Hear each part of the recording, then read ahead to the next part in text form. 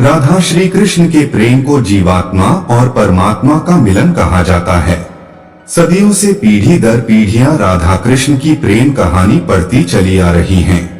लेकिन जब भी हम राधा श्री कृष्ण की प्रेम कहानी सुनते हैं तो मन में यही सवाल आता है कि श्री कृष्ण ने राधा से विवाह क्यों नहीं किया।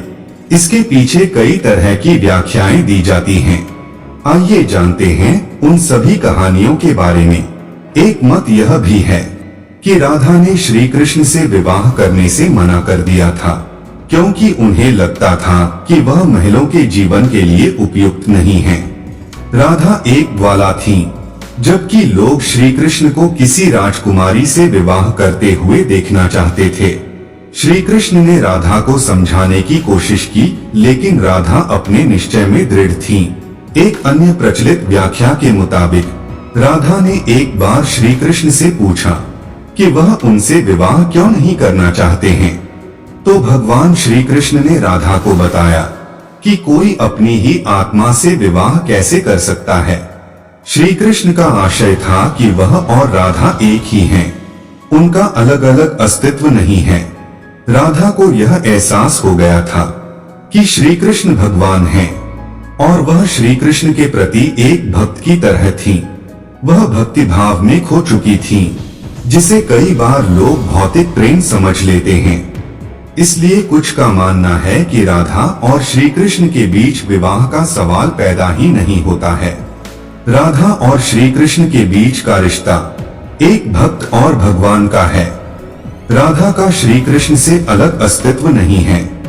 विवाह के लिए दो लोगों की आवश्यकता होती है।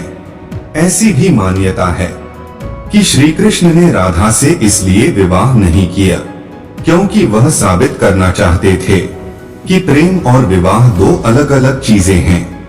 प्रेम एक निस्वार्थ भावना है, जबकि विवाह एक समझौता या अनुबंध है। एक मत के मुताबिक श्री कृष्ण ने राधा से इसलिए विवाह नहीं किया ताकि मनुष्यों को आंतरिक प्रेम के बारे में सिखाया जा सके।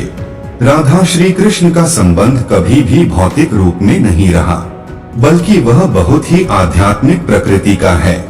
पौराणिक कथाओं में प्रचलित अन्य कथाओं की तुलना राधा कृष्ण से नहीं की जा सकती है।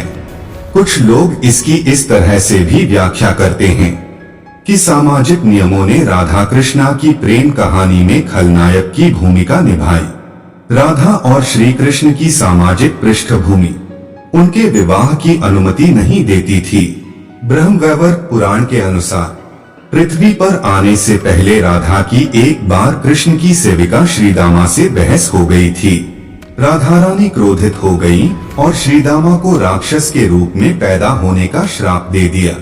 बदले में श्रीदामा ने भी राधा को श्राप दे दिया कि वह एक मानव के रूप में जन्म लेंगी और अपने प्रियतम से 100 साल के लिए बिछड़ जाएंगी। उसके बाद तुम्हें फिर से श्रीहरि की संगति प्राप्त होगी और तुम गोकुल को वापस लौटोगी। कुछ विद्वानों के मुताबिक राधा कृष्ण की कहानी मध्यकाल के अंतिम चरण में भक्ति आंदोलन के बाद लोकप्रिय हुई। उस समय के कवियों ने इस आध्यात्मिक संबंध को एक भौतिक रूप दिया। प्राचीन समय में रुक्मिणी, सत्यभामा समेता श्री कृष्णांसरा प्रचलित थी, जिसमें राधा का कोई जिक्र नहीं मिलता है।